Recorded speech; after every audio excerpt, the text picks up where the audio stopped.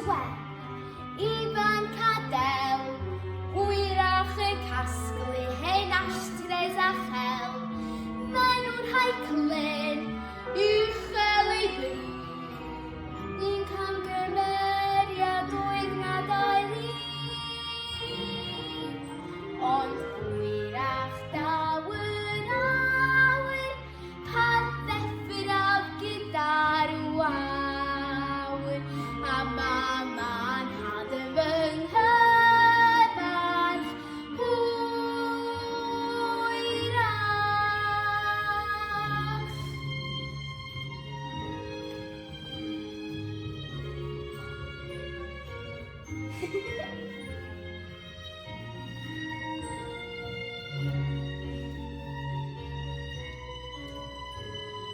Hwyrach bod hir, bwys wraig o bri, cwpwrth yn llawn o ddillad i mi.